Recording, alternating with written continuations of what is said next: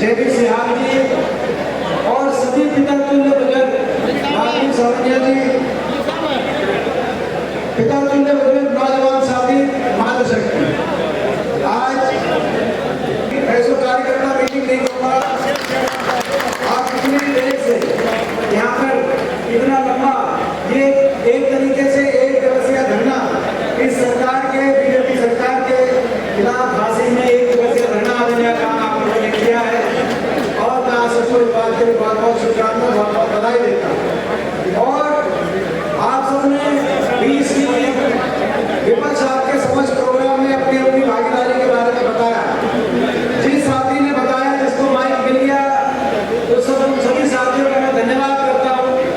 और जो नहीं बता पाए लेकिन 20 तारीख की रैली में अपनी हिस्सेदारी रखना चाहते हैं वो हमें बता सकते हैं। इसकी मीटिंग के बाद भी हम यही है, आप हमें बता सकते हैं और मिलकर आप अपनी बात जरूर बताएं। और जिन्होंने बताया है, जैसे कि बताया गया कि भाई जैसे सबने कहा कि कोई ना कोई ऑब्जर्वर यहाँ पे ताकि जिसने लिखवाए हैं वो उन्हें जो है उनकी संख्या रोकनी हो, इसकी बाकी एक रिपोर्टिंग भी हो, तो ये भी हम सुनिश्चित करना काम करेंगे।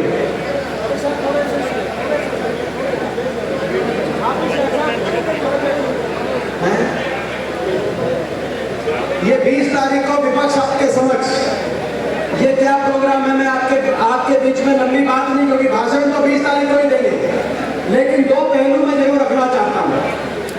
इस कार्यक्रम के प्रोग्राम के दो पहलू आपके बीच में जरूर मैं रखना चाहता हूँ। प्रजातंत्र में, हमारे संविधान में दो पक्ष होते हैं, सत्ता पक्ष और विपक्ष।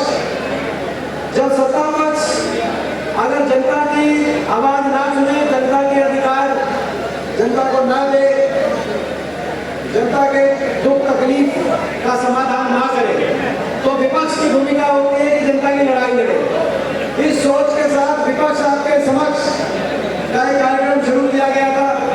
हरियाणा में विधानसभा में मजबूत विपक्ष है, हुड्डा साहब के नेतृत्व में हुड्डा साहब नेता विपक्ष है, 30 कांग्रेस के विधायक। संसद में जरूर 15 सांसद हैं, 14 बीजेपी के, और मैं एक बात विपक्ष से आप लोगों के आशीर्वाद से मुझे अवसर मिला है। वहां संख्या हमारी थोड़ी कम जरूर है, लेकिन एक संख्या कम है, मगर विपक्ष संसद में भी आपका कमजोर नहीं है, ये मैं आपको विश्वास दिला रहा हूं।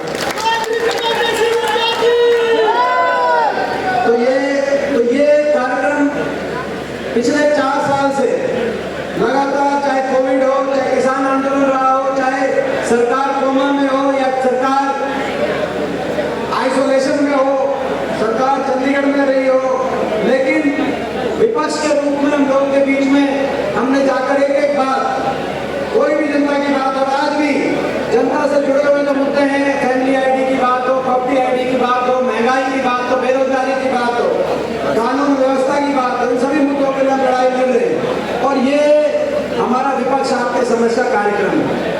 लेकिन 4 साल बीतने के बाद, जब सरकार के 1 साल बाकी हो, 6 महीने बाद लोकसभा का चुनाव है और 1 साल में हरियाणा विधानसभा का चुनाव, जब 1 साल का मात्र समय बचा हो, तो ये विपक्ष आपके समक्ष नहीं रहता। आपके आशीर्वाद से हर मीटिंग में रिकॉर्ड तो आपका जो आशीर्वाद मिल रहा है, उसके बाद अब 20 तारीख को जब हिसार में हमारी रैली होगी, तो हम विपक्ष नहीं रहेंगे, हम विकल्प बन जाएंगे। ये आज आपको कहना है। और अभी आपने देखा कि भिवानी में बहुत बड़ी संख्या में लोग, भिवानी की जो हमारी पिछली मीटिंग थी, आप में से बहुत से भिवानी भी गए हो। कौन कौन भिवानी गया था, एक बार हाथ खड़ा करके। बहुत से आपके साथी भिवानी गए, आप लोग भिवानी गए बड़ी संख्या में। हिसार में भी ऐतिहासिक, और हिसार के इस प्रोग्राम की तरफ पूरे प्रदेश की नजर होगी। 2 कारण रहेंगे और 2 हमारे पहलू, मैंने कहा लंबी बात नहीं, मगर 2 पहलू मैं बताना चाहता हूँ। पहला पहलू, हरियाणा में बदलाव के लिए, हरियाणा में परिवर्तन आए।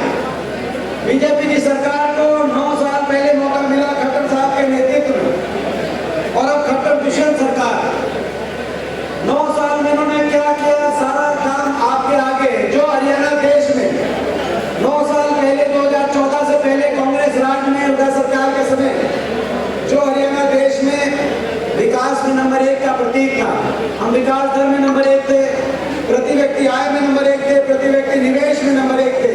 10 साल तक किसी भी वर्ग को धरना नहीं देना पड़ा, कहीं आपस में कोई टकराव नहीं हुआ। 10 साल तक पूरे प्रदेश में कहीं कोई पुलिस बल के प्रयोग की आवश्यकता नहीं पड़ी। खुशहाली अमन चैन से हरियाणा आगे बढ़ा।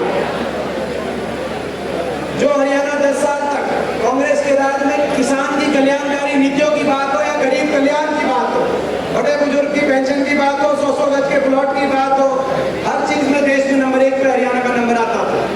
खिलाड़ियों के सम्मान की बात रही है। वही हरियाणा आज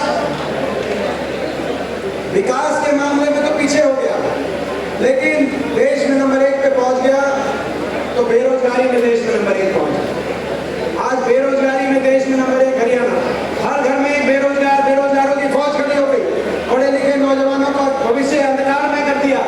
सरकार में ना प्राइवेट नौकरी ना सरकारी नौकरी। आज स्थिति ऐसी आ गई जहां पे हर शहर के अंदर कोचिंग सेंटर होते थे, वहां हर शहर में विदेश जाने के सेंटर खुल गए, एलईडी के सेंटर खुल गए। कहीं अपराध की तरफ, कहीं नशे की तरफ नौजवानों का भविष्य बर्बाद कर दिया इस सरकार ने। हर वर्ग को महंगाई में हर परिवार का घर का बजट चौपट कर दिया। जो सिलेंडर 400 पे था आज वो 1200 पे।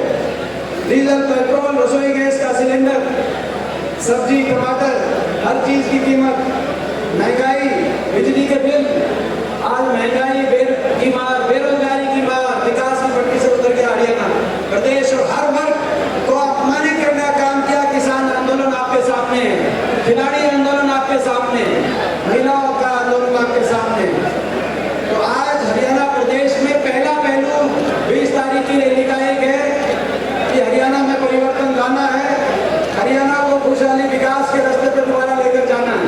मैं आप सबसे पूछना चाहता हूँ कि भाई ये बदलाव हरियाणा में परिवर्तन भाई लाने के लिए हाथी हल्का किसी से पीछे तो नहीं रहेगा। एक बार हाथ उठाकर मैं आप सबसे कहता हूँ हाथी हल्का किसी से पीछे नहीं। और दूसरा पहलू, पिछली बार भी 2019 में भी लोग बदलाव चाहते थे, लेकिन जेजेपी वालों ने धोखा दिया। और हिसाब उस बात का प्रतीक है, हिसाब लोकसभा में 9 सीटें, 9 में से 5 सीट आपने विपक्ष को जिताई थी। आजमपुर से कुलदीप बिश्नोई चाहे जीते हो, वो भी विपक्ष के विधायक थे। दुष्यंत चौटाला जीते हो चाला से, वो भी विपक्ष के विधायक थे, 4-9 की बात। लेकिन आज 9 के 9 विधायक बीजेपी के जाके समर्थन में चंडीगढ़ में उनकी सरकार बनवा दी। लोगों के साथ विश्वासघात किया, नारा दिया जमुना पार का। बीजेपी का नारा था अब की बार 75 पार 2019 के चुनाव में, और जेजेपी का नारा था बीजेपी को करो जमुना पार। था कि नहीं था नारा? एक कहता था 75 पार और दूसरा कहता था जमुना पार। और इलेक्शन आते ही दोनों बन के पक्के यार। और बना दी हरियाणा में ऐसी भ्रष्ट सरकार। जनता कर रही है हाहाकार, जनता हाहाकार कर रही है। कोई फैमिली आईडी में, कोई बुढ़ापा पेंशन किसी कट रही है, कागजों में उलझा दिया, बेरोजगारी में, महंगाई में, जनता हाहाकार कर रही है। और ये सरकार, ऐसी सरकार, तो भाई ऐसी सरकार जिन्होंने विश्वासघात जिन लोगों ने किया।